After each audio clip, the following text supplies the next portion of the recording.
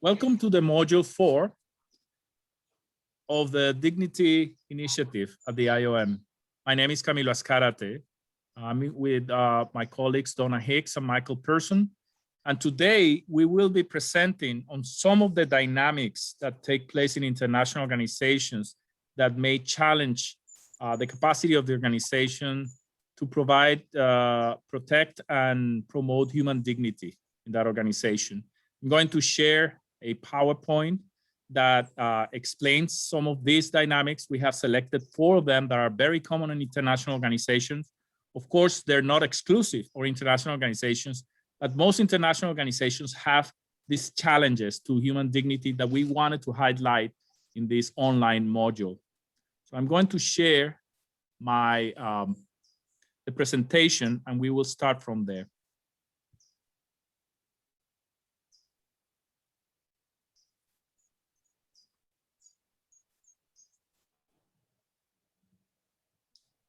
So the first dynamic that I have observed as a manager of mediation services at the World Bank, I have also worked with many other international organizations as a consultant and as an administrator in this type of situations.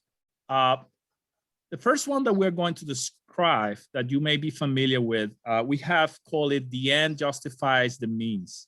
And this is a situation in which organizations that have a noble missions, such as the international organizations that we work with, and certainly the case for the UN, the IOM, and other international organizations, these organizations may experience high levels of dignity violations that are related to the justification that some of its members have about having toxic behavior in the workplace, having behaviors that impact the dignity of others. And they justified internally these behaviors because they think that they're necessary to achieve that noble mission of the organization. Of course, this is a contradiction because many of these organizations were created to protect human dignity in general. And using that noble mission to justify the protection of human dignity is a contradiction.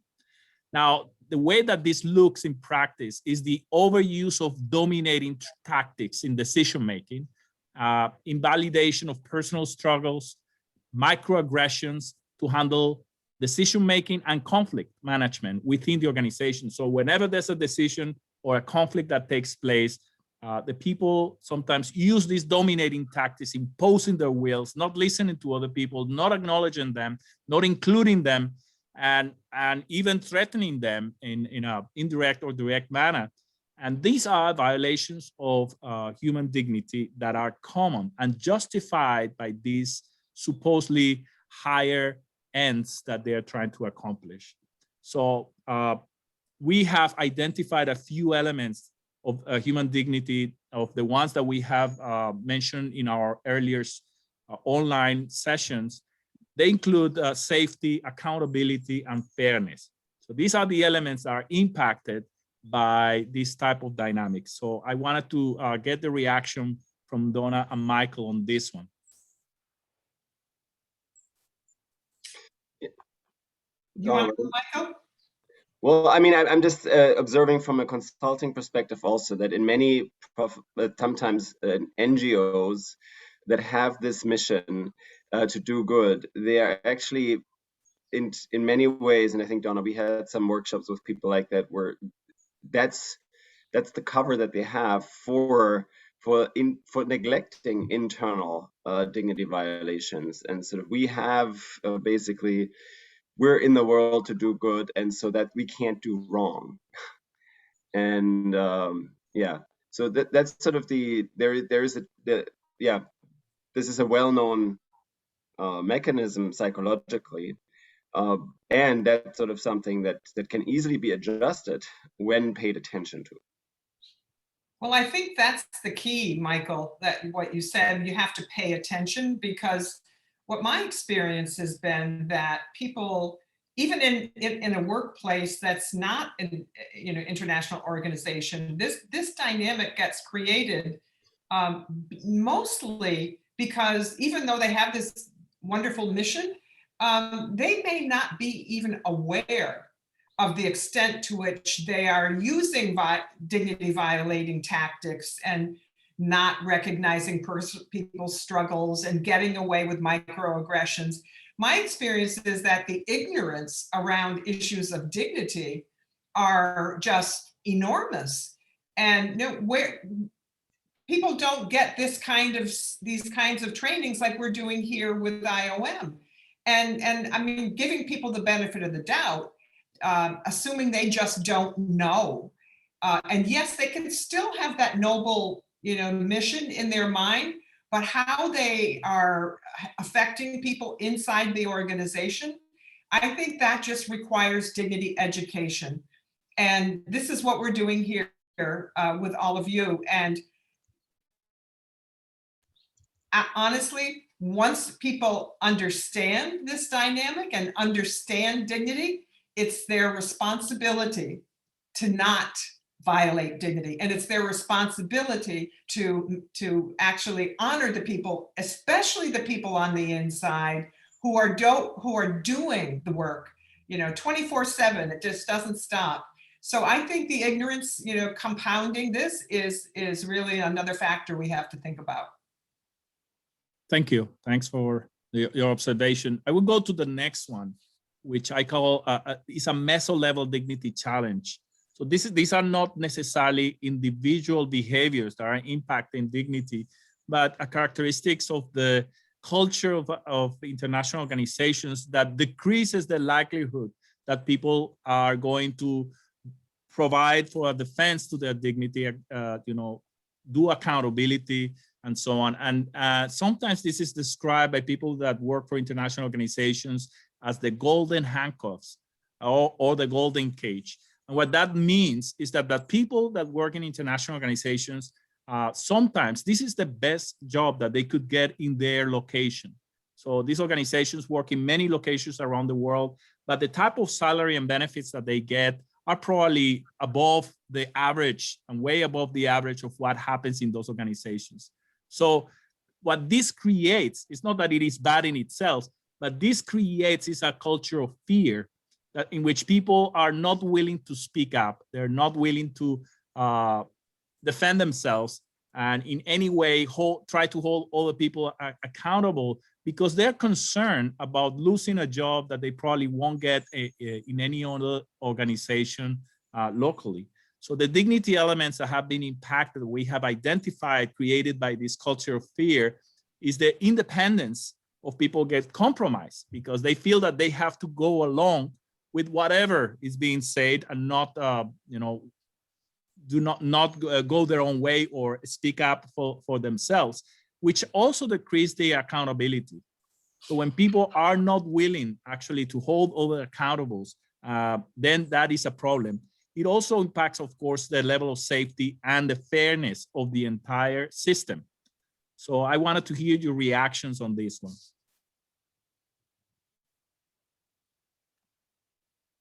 Well, I'll go this time, Michael.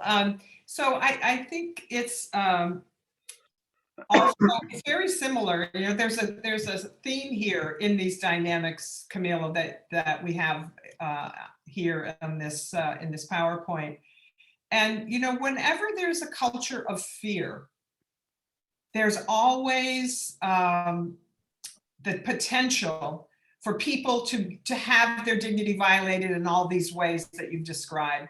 They don't feel safe to speak up because if they spoke up, my gosh, what if they lost the job? And then what would they do? And there is no systemic accountability for this. And it just feels like it's such a gross inequity. It seems terribly unfair. And yet at the same time, the whole internal system is built on these inequities and these indignities, as you pointed out, Camilo.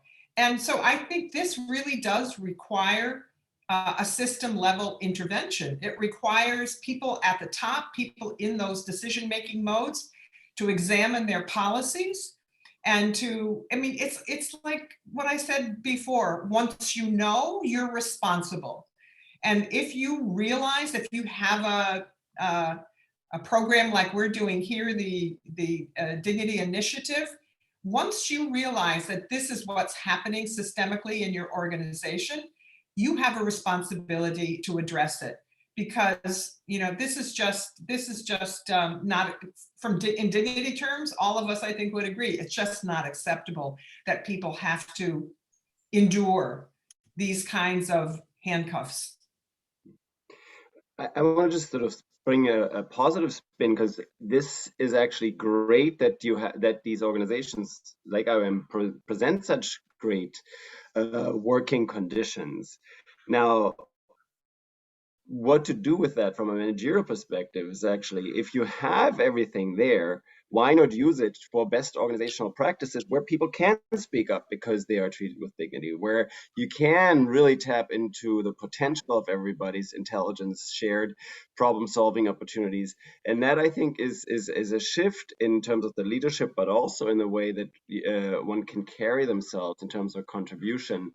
Where a contribution is not seen as something that is quote unquote a disturbance, but a true contribution to the work and to the problem solving process. So that, of course, does take on a cultural dimension that cannot be solved by one person alone. On the other hand, much of what we know about organizational excellence comes from, first of all, having the hygiene factor, we call it, of a good compensation and all the working conditions to be in existence. But then on top of that, really having taken care of all of these considerations, really have people focus on the work at hand. And that requires this full emergence and immersion without the fear of speaking up, etc. So that is something that we notice from all the excellent organizations, that people are facing the brutal facts. People are out there, they're solving problems collectively together. You cannot do that when you withhold, when there is the sense of fear. Thank you. I would just add that in some of these organizations,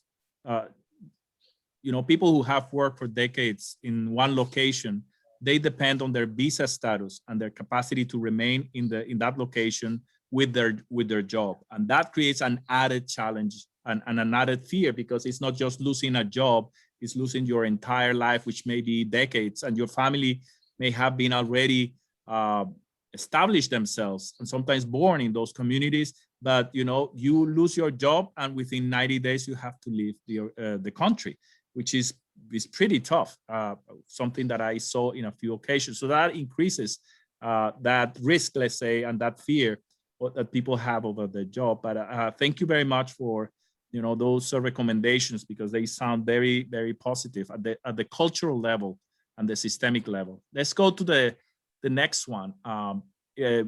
It's been called rankism, and some of the people who have studied it, we added this issue of unconscious abuse and silent suffering.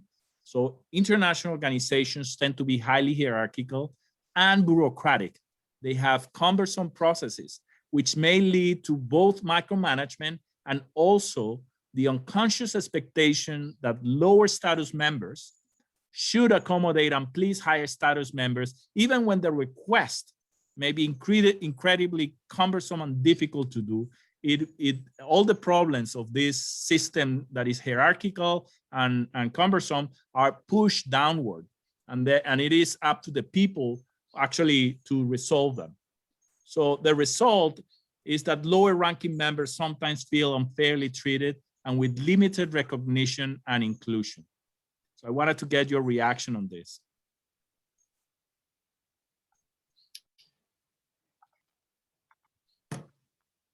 So, of course, rankism is this that we overcome again with awareness, and on the other hand, truly seeing the other person as a person with potentially different authority spans or different accountability. In that way, this is, of course, part of any structure at any organization. It's part of parenting. It's part of just being in the world. There are all kinds of ranks that we associate, that we put in place, that help social stratification. Processes are processes that make life easier in many ways. On the other hand, when they dominate to the degree that that becomes part of I am better than you, then it just really undermines the possibility of people to engage with each other as at their best. And so again, knowing that, overcoming that, tapping into your humanity at that level where you can actually then empathize with others as humans, I think that can easily overcome that almost natural, automatic default, which we all have. And I want to put out there: don't make yourself wrong. That's who we are. That's part of our sort of default, and it does help. It has some functionality to it. Now, if we really want to tap into the excellence, the human excellence that we all, I think, aspire to, then it is not helpful anymore. So you want to be aware of this rankism, quote unquote, threat, and also not play it down as like we're all equal. No, we're not all equal. But we're all equal in humanity and dignity, as Donna is saying, right? We have differences in our autonomy, our responsibility, our skill sets. So if we can tap into that, I think that can make a huge difference. Yeah, I'll just build on that, Michael, because when these let's call them abuses, when they're unconscious, again, this is the ignorance that I've been talking about all throughout this module. The not knowing the impact that this tendency toward rankism, this tendency toward thinking that if you have all the power, this is a classic power dynamic that we're talking about. Asymmetrical. Part of the hierarchical system is I am better. I have the power.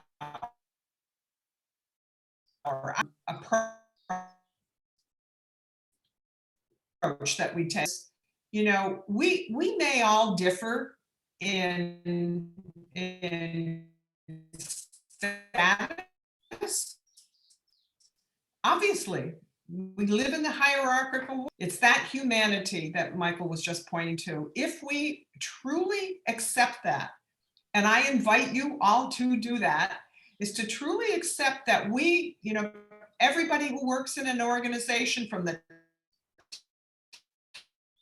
top to the bottom rung of the hierarchy organization. And that is, I think, part of the recognition also that, there's a lot of things that happen below the executive leadership teams that if they weren't there, the organization would fall apart. So just that recognition that we all have dignity, we all have value and worth, and we all also need recognition for the contributions that we make. So not only is this rankism detrimental to us as people, as human beings, because believe me, it's not good to consider yourself superior or inferior. Either way, we don't want that. We want people to feel that they are equal in value, that their humanity is tied into my humanity. We are all part of that same human family. We all come into the world with equal value and with value and worth. And just keeping that truth. I mean, this is a basic human truth about dignity. We all have it, and we all deserve to be treated as if we were of something of value. Thank you. A very wise word. So the elements that are impacted by rankism includes the benefit of the doubt, that people with lower ranks will not receive that benefit of the doubt. They kind of guilty by default just because they are lower rank members, lower ranking members. And the lack of inclusion that this creates and the lack of acknowledgement and recognition that it has. Let's go to the last of the dynamics that we have identified. And this is one dynamic that actually can make the others worse. Okay, so this is one that can increases the problems that we have identified and the dynamics that we have identified so far. And this is the fact that some of these organizations have very large physical footprints. In the case of the World Bank, where I work, there were 142 offices around the world. And what this creates is that sometimes those dynamics of rankism and justification of certain behaviors are intensified by the fact of there's a physical distance and many times psychological distance between headquarters and the local offices. And it creates also this dynamic that somehow, if you are from headquarters, you also have a higher status than if you are from the country offices. And so this is another division of rank that sometimes takes place. And of course, the fact that the geographic distance may reduce the isolation and decrease the accountability. So some of the elements that are impacted, the dignity elements impacted by this dynamic, include the lack of acknowledgement. You may have sometimes people taking credit for work that all people have just because, you know, there's not a lot of contact between people in country offices and people in headquarters. Reduce accountability and increase unfairness. I'll give you just one example. Until a few years ago, it was common sometimes for directors of local offices to have lower ranking members in their office to do some personal errands. You know, like, can you go and walk the dog for me or pick up my kids at school? And these may be things that in the local culture are accepted as ways in which, you know, a supervisor can request someone who works for them. But of course, they go against many of the rules of the organization.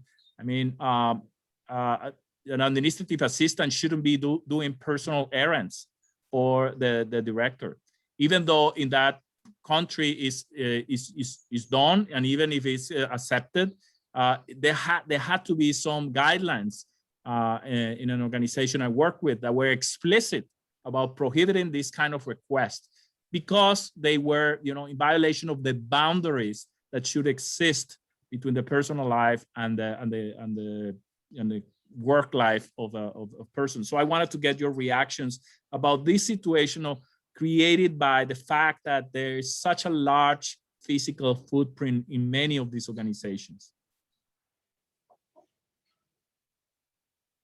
You want to go, Michael? Okay, I'll just start. I think one of the main underlying challenges there is, of course, communication. And now we do have all these wonderful new mechanisms of communication that probably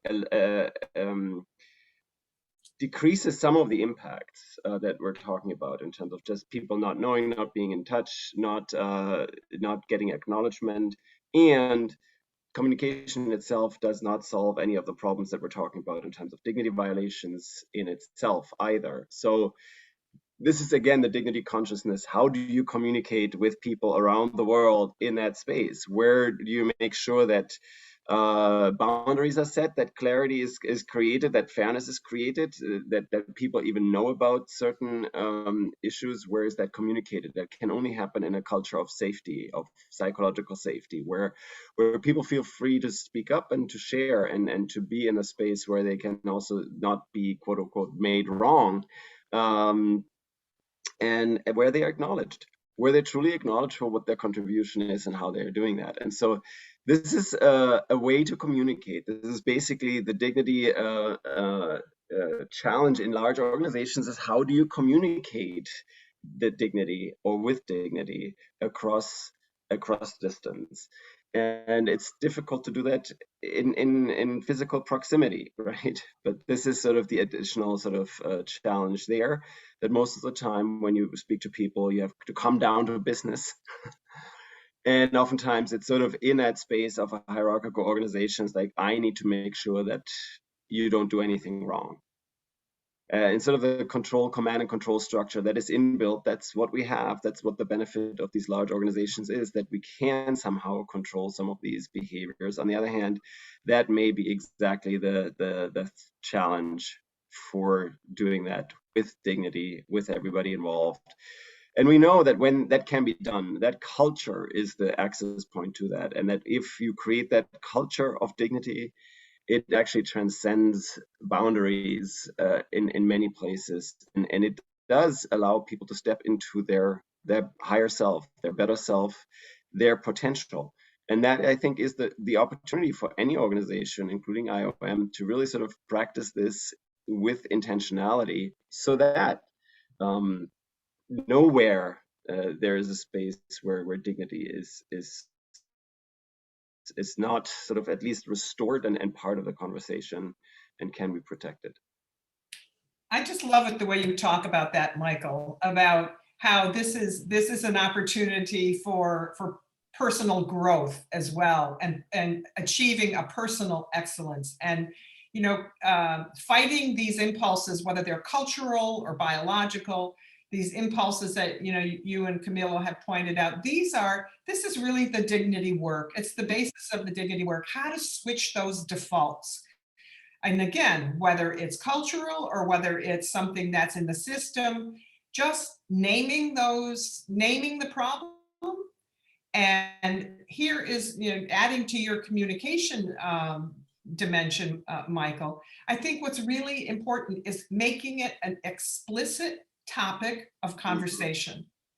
Explicit. This is not something that should come up, just if somebody has a problem over there in this other country. Something from a leadership perspective and from a policy perspective should be on the agenda for open discussion and communication about what the guidelines are.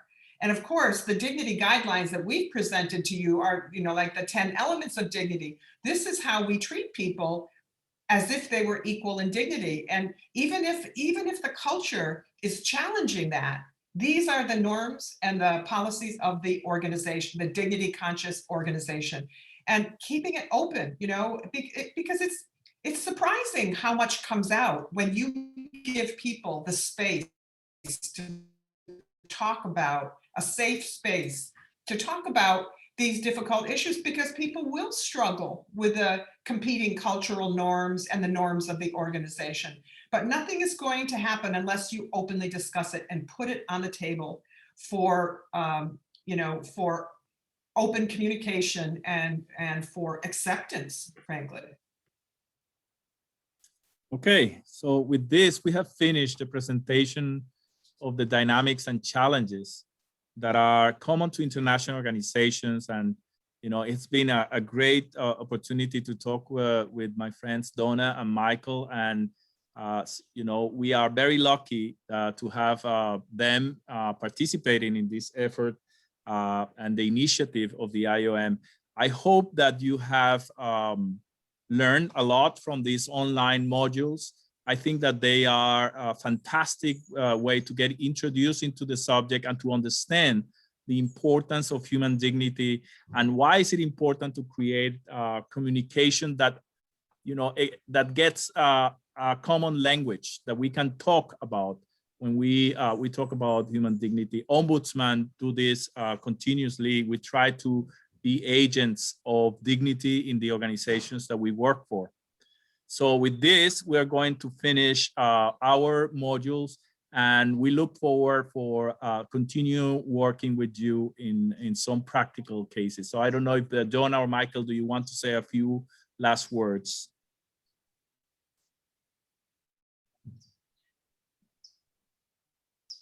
No, I just want to thank you. Yeah, I say also, Michael, thank you, Camilo, because you say it's good that we have Michael and I. It's also wonderful that the three of us are able to do this together. So, I mean, we're all very good friends. We all appreciate, and we all feel like we're guardians of dignity. Every one of us, each one of us feels like we're guardians of dignity. And I agree with Camilo that the Ombuds office is the perfect place to be sure that you create that safety for people to be able to talk about these dignity violations and share that language. And the Ombuds people are really skilled at doing this work. So thank you very much, Michael and Camilo and IOM for this opportunity. Thank you very much, Donna and Michael. Take care.